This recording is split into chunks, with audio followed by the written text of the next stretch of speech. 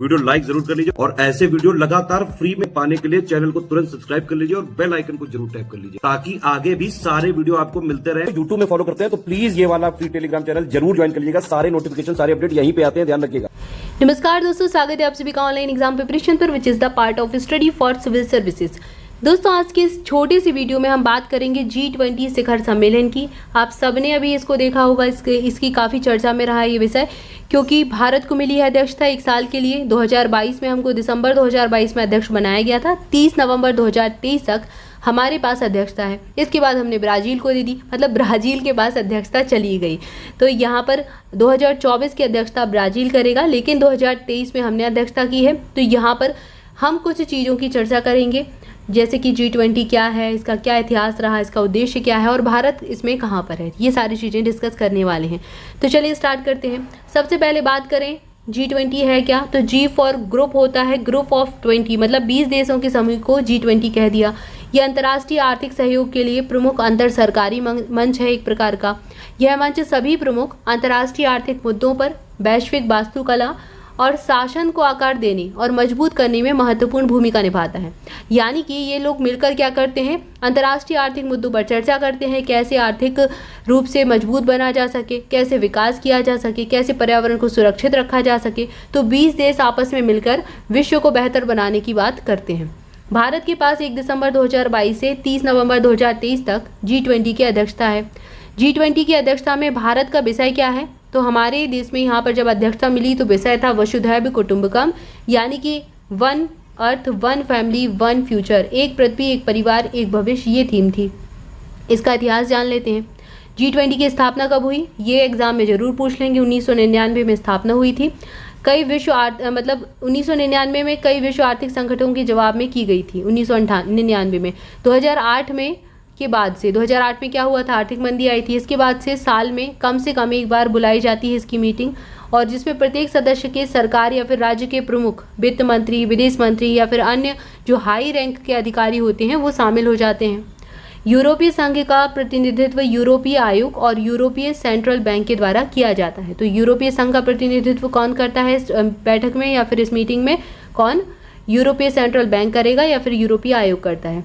2007 में वैश्विक आर्थिक और वित्तीय संकट के मद्देनजर G20 को राज्य या फिर सरकार के प्रमुखों के स्तर तक उन्नत किया गया था, और 2009 में से अंतर्राष्ट्रीय आर्थिक सहयोग के लिए एक प्रमुख मंच नामित कर दिया गया। इसे कह दिया कि यह अंतर्राष्ट्रीय आर्थिक सहयोग के लिए एक प्रमुख मंच है। G20 शिखर सम्मेलन प्रतिवर्ष एक घूर्णनशील राष्ट्रपति पद के नेतृत्व में आयोजित किया जाता है। मतलब ये एक चक्र चलता रहता है। आज अगर भारत ने अध्यक्षता की है तो भारत के बाद ब्राज़ील कर रहा है, उसके बाद कोई और देश करेगा, फिर ऐसे ही जितने सदस्य देश हैं एक करके करते हैं। G20 ने शुरू में बड़े पैमाने पर व्यापक आर्थिक मुद्दों पर ध्यान केंद्रित किया था, लेकिन बाद में इसने अपने एजेंडे का विस्तार कर लिया। अन्य बातों के साथ साथ व्यापार, सतत विकास, स्वास्थ्य, कृषि, ऊर्जा, पर्यावरण, जलवायु परिवर्तन और भ्रष्टाचार विरोधी को भी शामिल कर लिया। मतलब ये जो ग्रुप है ये स्टार्ट तो हुआ था आर्थिक मुद्दों के लिए, आर्थिक स्थिरता के लिए। तो स्टार्टिंग में तो ये अपने उस पर कायम रहे, लेकिन फिर क्या हुआ, जैसे कोई भी चीज़ होती है वो हम एक तरीके से हासिल कर लेते हैं, फिर हम अपना विस्तार कर देते हैं। तो इन्होंने भी अपने मुद्दों का विस्तार कर लिया, ठीक है। फिर ये और सारी चीज़ों पर भी ध्यान देने लगे, सतत विकास को भी ले लिया, व्यापार भी अच्छा होना चाहिए, स्वास्थ्य होना चाहिए, कृषि होनी चाहिए, ऊर्जा, पर्यावरण, जलवायु परिवर्तन, भ्रष्टाचार विरोधी, ये सबको शामिल कर लिया। G20 की पहली बैठक साल 2008 में अमेरिका के वॉशिंगटन में हुई थी। ये इंपॉर्टेंट फैक्ट है, एग्जाम में ये जरूर पूछेंगे। इसके बाद इनके उद्देश्य क्या होते हैं, तो G20 के प्रमुख उद्देश्य हैं वैश्विक आर्थिक स्थिरता, सतत विकास प्राप्त करने के लिए इसके सदस्यों के बीच नीति समन्वय, वित्तीय नियमों को बढ़ावा देना और जोखिमों को कम करना, और भविष्य के लिए वित्तीय संकटों को रोकना। मतलब जैसी आर्थिक मंदी आई, ऐसी आर्थिक मंदी कहीं पर भी ना आए विश्व में, इसके लिए पहले से तैयार होना, ताकि जो अर्थ है वो सही से चलता रहे, सारे जो देश हैं वो विकास करते रहें, कहीं पर भी मंदी ना आए। तो ये सारे इनके उद्देश्य रहते हैं। एक नई अंतर्राष्ट्रीय वित्तीय वास्तुकला का निर्माण करना, ये भी इनका उद्देश्य है। इसके बाद G20 सदस्यों की सूची देख लीजिए। तो G20 जो सदस्य देश हैं इसमें G20 जो सदस्य देश में इसमें 19 देश कौन कौन से, अर्जेंटीना, ऑस्ट्रेलिया, ब्राज़ील, कनाडा, चीन, France, Germany, Bharat, Indonesia, Italy, Japan, Korea, गणराज्य और मेक्सिको, रूस, सऊदी अरब, दक्षिण अफ्रीका, तुर्की और यूनाइटेड, ये 19 देश इसमें शामिल हैं। इसके अलावा किंगडम और संयुक्त राज्य अमेरिका और यूरोपीय संघ इसमें शामिल है।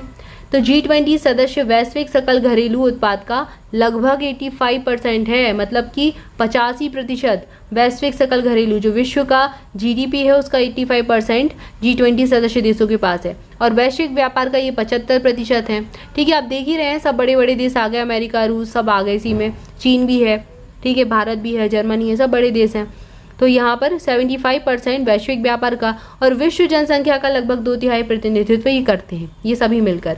अब यहाँ पर ये G20 मिलकर अभी इस साल क्या हो गए, G21 हो गए, क्योंकि एक अफ्रीकी संघ को भी शामिल कर लिया जिसमें 55 देश शामिल हैं। ठीक है, तो अफ्रीकी समूह को भी शामिल कर लिया भारत की अध्यक्षता में। तो यहाँ पर 19 देश ये हैं, और ये है अमेरिका, यूरोपीय संघ, और G21 हो गया अब ये।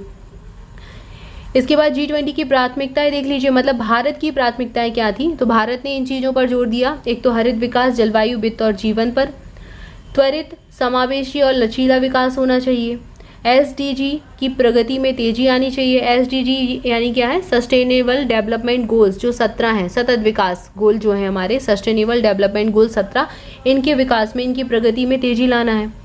तकनीकी परिवर्तन होना चाहिए, डिजिटल सार्वजनिक अवसंरचना पर बल देना, ये भारत की प्राथमिकता रही। इसके बाद 21वीं सदी के लिए बहुपक्षीय संस्थाएं होनी चाहिए, और महिला नेतृत्व वाला विकास होना चाहिए। भारत में भी राष्ट्रपति भी आप देख रहे हैं द्रौपदी मुर्मू हैं। तो ये सारी भारत की प्राथमिकताएं रही इस सम्मेलन में। अब ये एक आपको दिया गया है कि इसके पहले जैसे 2022 में इंडोनेशिया के पास अध्यक्षता थी, 2023 में हमारे पास आ गई, इंडिया के पास, और 2024 में किसके पास चली गई प्रेसिडेंसीज, तो ब्राज़ील के पास चली गई। ठीक है, तो ये आपको एक चीज़ यहाँ पर एक मैप के माध्यम से या कह लें पिक्चर के माध्यम से दिखा दिया। ये मैप भी हैं तीनों देशों के, आप देख सकते हैं। तो यहाँ पर हमने G20 से रिलेटेड कुछ तथ्यों को देखा। कुछ तथ्य हैं जैसे कि जो अभी हाल ही में चर्चा में रहे, हमारे पास अध्यक्षता रही, सम्मेलन अभी नई दिल्ली में हुआ था, सितंबर में आयोजित हुआ नई दिल्ली में सम्मेलन। इसके साथ बहुत सारी बैठकें 2022 से 2023 के बीच में आयोजित की गई अलग अलग राज्यों में, तो उसको हम नेक्स्ट वीडियो में देखेंगे। तब तक के लिए आप सभी चैनल के साथ जुड़े रहें, चैनल को सब्सक्राइब जरूर कर लें, वीडियो को लाइक जरूर कर लें। मोर अपडेट के लिए टेलीग्राम ग्रुप ज्वाइन करें। Thank you for watching this video, मिलेंगे नेक्स्ट वीडियो में। Thank you so much.